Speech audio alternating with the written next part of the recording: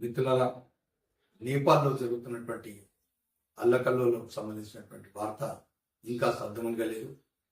ఎందుకంటే సామాజిక మాధ్యమాలు నిలిపివేత అనేటువంటి విషయం పైన అక్కడ ఉన్నటువంటి ప్రజల్లో చెలరేగినటువంటి కోపం, ఉద్రిక్తత, మరి చివరికి అక్కడ ఉన్నటువంటి దేశ ప్రధాని ఆ యొక్క మంత్రులకు సంబంధించినటువంటి ఒక ఇళ్ల సముదాయాలు కాల్చివేయడం, రాస్తారోకాలు, ఒకరిపై ఒకరు రాళ్ళు రువ్వుకోవడం, మొత్తాన్ని మీద ఒక 30-40 మందికి పైగా మృత్యువాత పడడం, మరి జైళ్ళ నుంచే కూడా సుమారు అధికారికంగా లెక్క ప్రకారం 7,000 నుంచి 10,000 మంది జైలు నుంచి మరి యథేచ్ఛంగా పారిపోవడం. అంటే ఆ యొక్క క్రమం చూస్తే మరి ఆ యొక్క నేపాల్ రాజధాని కాఠ్మండ్లో జరిగినటువంటి ఉద్రిక్తత పరిస్థితులు మరి ఏ విధంగా ఉన్నటువంటి విషయం మరి అర్థం చేసుకోవచ్చు.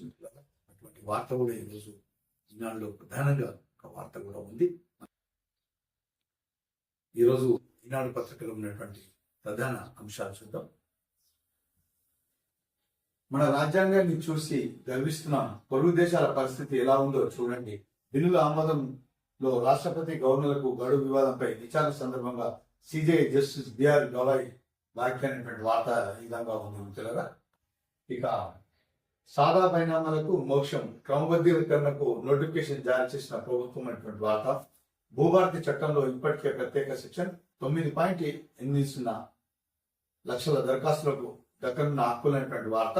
ఇక గత చట్టంతో న్యాయం వివాదం అనేటువంటి వార్త ఒకటి ఉంది. సామాజిక మాధ్యమాలలో పోస్టులపై యాంత్రికంగా కేసులు నమోదు చేయదు.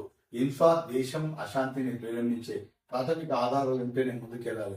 పోలీసులు, మెజిస్ట్రేట్ కోర్టులకు, హైకోర్టు మార్గదర్శకాలు జారీ అయినటువంటి విషయం ఒకటి వార్త చూస్తుంది. ఇక గురుపాన్ వ్యవహారంలో సింగిల్ జడ్జి తీరుపై అప్పీల్కు నిర్ణయం వార్త.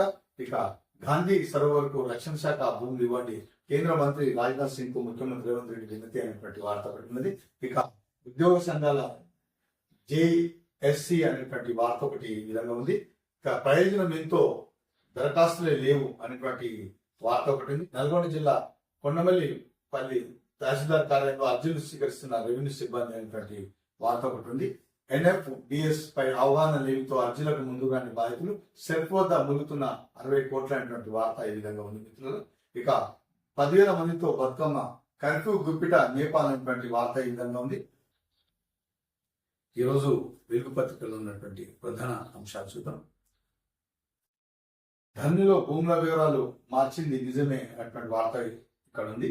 గత సర్కారు పెద్దలు సిఎస్ నుంచి వచ్చిన ఆదేశాల మేరకే మార్పులు, ఫోరెన్సిక్ ఆడిట్ కంటే ముందే అధికారులకు తేల్చెప్పిన టెర్రాసిస్ అనేటువంటిది. బీఆర్ఎస్ సాయంలో పోర్టల్ నిర్వహణ బాధ్యతలు చూసిన సంస్థ మార్చిన భూముల వివరాలు సర్కారుకు అందజేయడానికి వార్త. ఇక ధరణికి ముందు పట్టా భూములు 1.30 కోట్ల ఎకరాలు, ధరణి వచ్చాక పట్టా భూములు 1.55 కోట్ల ఎకరాలు, కొత్తగా పెరిగిన పట్టా భూములు 25 లక్షల ఎకరాలు. ఏ భూములు తగ్గాయి? ప్రభుత్వ, అటవీ, దేవాదాయ, వివాదాస్పద వక్ భూములు అనేటువంటి వార్త ఇక ఉంది. ఈ విధంగా ఆ 7 జిల్లాల్లోనే ఎక్కువ అనేటువంటి వార్త ఒకటి కనిపిస్తుంది. ధరణి పోర్టల్లో బ్యాక్ ఎండ్ లో మారిన భూములు ఎక్కువ శాతం రంగారెడ్డి, మేడ్చల్, ఇక సంగారెడ్డి, వికారాబాద్, యాదాద్రి, భువనగిరి, సిద్దిపేట, సిరిసిల్ల జిల్లాల మరి ఎక్కువగా మారినటువంటి వార్త ఒకటి కనిపిస్తుంది. ఇక ఇదొక వార్త ఏదో కనిపిస్తుంది. కిషన్ రెడ్డి దమ్ముంటే రా, ఇద్దరం రాజీనామా చేసి ఇండిపెండెంట్ గా పోటీ చేద్దాం, ఎవరు గెలుస్తారో చూద్దాం. గోషామాన్ ఎమ్మెల్యే రాజా సింగ్ సవాల్, నన్ను రాజీనామా చేయాలని అడగడానికి మీరెవరు, ఏం చేసుకుంటారో చేసుకోండి. రాష్ట్రంలో పవర్లోకి రావాల్సిన బీజేపీని పడుకోబెట్టారు. రామచంద్ర ఓ రబ్బర్ స్టాంపు, నేను ఫైటర్, పార్టీ కార్యకర్తల గొంతుకగా మాట్లాడుతున్నా.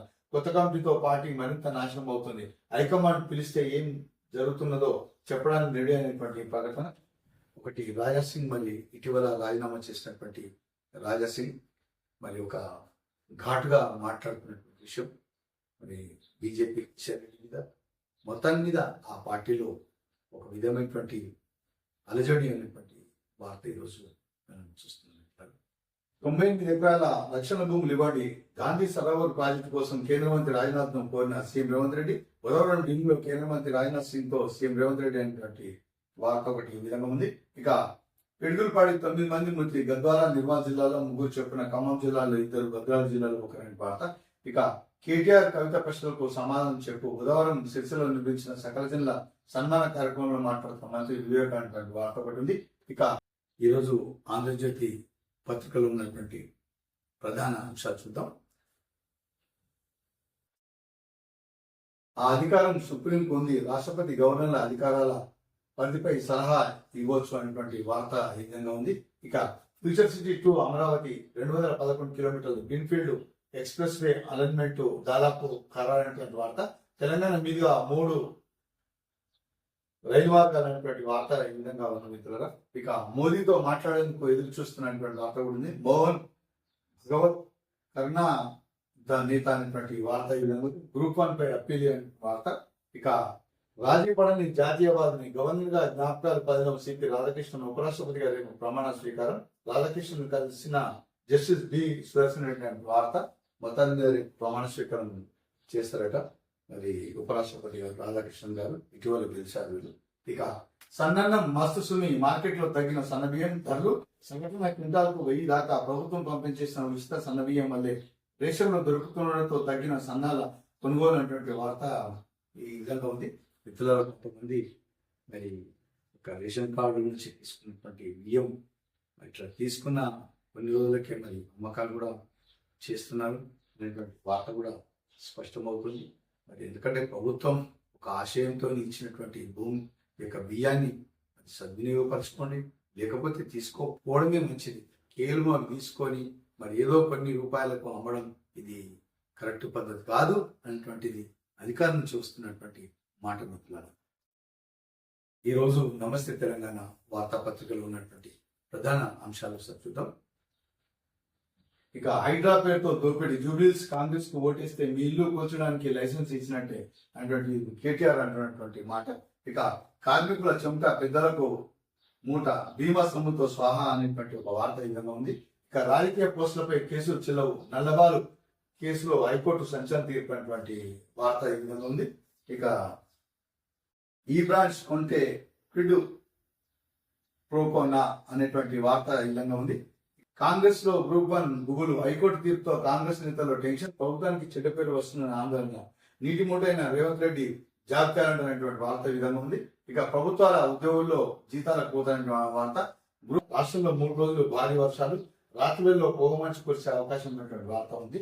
మిత్రుల ఈరోజు ఈనాడు, వెలుగు, ఆంధ్రజ్యోతి, నమస్తే తెలంగాణ వార్తాపత్రికలో ఉన్నటువంటి వార్తలు మీకు చదివి వినిపించేటువంటి ప్రయత్నం చేశాం. మరి ఈరోజు వార్తలు ఇవి మిత్రులారా. నమస్కారం.